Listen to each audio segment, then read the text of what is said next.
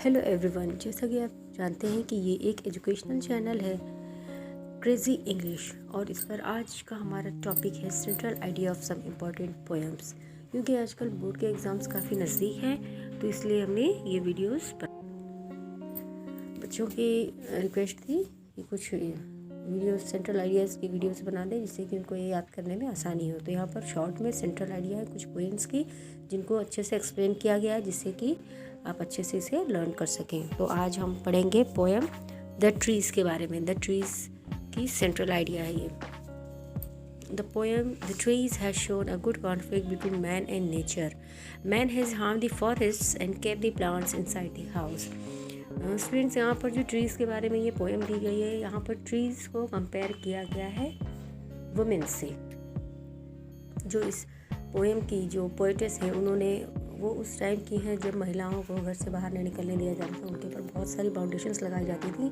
उस समय जो पोएटेस हैं, उन्होंने इस पोएम को लिखा और उन्होंने इस पोएम में ट्रीज़ के थ्रू ये बताया कि फॉरेस्ट में के जो ट्रीज़ हैं वो उनको अब हम घर में बांध कर नहीं रख सकते। जैसे कि हम पेड़ पौधे घर में लगा देते हैं और इन्हें घर में ही बंद रहने के लिए सोचते हैं कि मतलब घर में बंद है, तो इस प्रकार से यहाँ पर महिलाओं को संबोधित करते हुए इस कविता में बताया है कि महिलाएं जो हैं वो पहले के समय में जो यहाँ जो पोएटेस हैं एड्रीन रिच, ये इन्होंने बताया कि पहले के समय में किस तरह से महिलाओं को घर में हम बंदिश में बाउंडेशंस में रख लेते थे, लेकिन अब ये महिलाएं पहले से बदल चुकी हैं। These trees can help neither the birds nor insects, their twigs are stiff, their barks are like the newly discharge patients.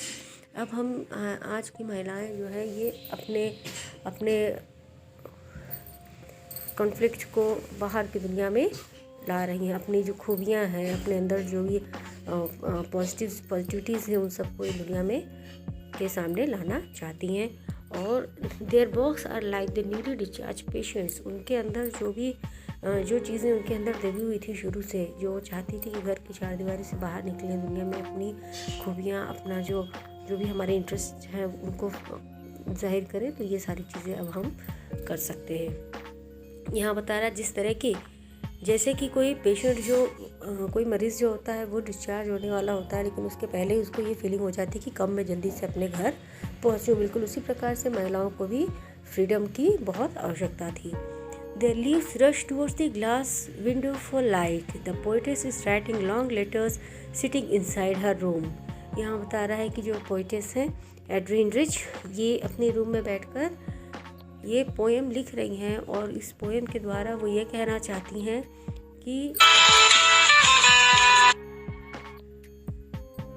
इस पोएम के द्वारा पोएटेस ये कहना चाहती हैं कि जिस प्रकार से हम एक सूर्य की रोशनी जो है वो बिल्कुल जैसे जंगलों के ऊपर से आती है, जंगलों में पेड़ के ऊपर से आती है, तो जो पेड़ की शाखाएं होती हैं, पेड़ के जो पत्ते होते हैं, उनसे गुजरती नहीं है, उनकी परछाइयाँ आ जाती हैं बीच में, और बीच में से ये किरणें निकलती हैं। तो बिल्कुल उसी प्रकार से यहाँ बता रहा है कि जिस प्रकार से ये सूर्य की किरणें अपने आप को रोक नहीं पाती हैं और जहाँ इन्हें रास्ता मिलता है वहाँ से ये पास होती हैं, उसी प्रकार से आज की जो महिलाएं हैं ये भी फ्रीडम चाहती हैं।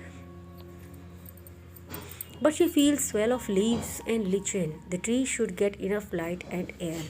यहाँ इस पोएम के थ्रू यहाँ पर कवित्री ने बताया, पोएटेस जो है उन्होंने ये बताया कि हमें भी बाहर खुल के जीने की आज़ादी चाहिए। तो इस प्रकार से इसे आप आराम से लर्न कर सकते हैं। नेक्स्ट पोएम है फॉग। फॉग में आप जानेंगे फॉग पोएम की सेंट्रल आइडिया देखिए। The central idea of the poem fog written by Carl Sandburg के द्वारा ये कविता लिखी गई है फॉग। इसमें ये बताया गया है that fog has been compared to the little cat. Like the little cat, fog also comes silently as the cat haunches on the floor. In the same way, fog sits and looks over the city and harbor. Like a cat, fog too move away silently. यहाँ पर Karl Sandberg द्वारा लिखी थी इस कविता में fog कविता के बारे में यह विचार प्रकट किया गया है कि फॉग की तुलना एक छोटी सी बिल्ली से की गई है। छोटी बिल्ली जिस तरह से कोहरा भी चुपचाप आ जाता है, उसी प्रकार से ये छोटी बिल्ली है, ये भी हमारे घर में आसपास में चुपके से आ जाती है। और जिस प्रकार बिल्ली फर्श पर बैठ जाती है, उसी प्रकार कोहरा भी बैठ जाता है। और शहर और बंदरगाहों पर यानी दूर दूर तक ये कोहरा बैठा रहता है और ये धीरे धीरे छट जाता है। बस फॉग का ये इतना ही एक्सप्लेनेशन है इसमें। तो इस तरह से आप ये दोनों सेंट्रल आइडिया जिसमें से लर्न कर सकते हैं। जो इस चैनल पे पहली बार आ रहे हैं, प्लीज़ चैनल को सब्सक्राइब करना ना भूलें। Rest of you can please like, share, comment and subscribe my channel. Thank you.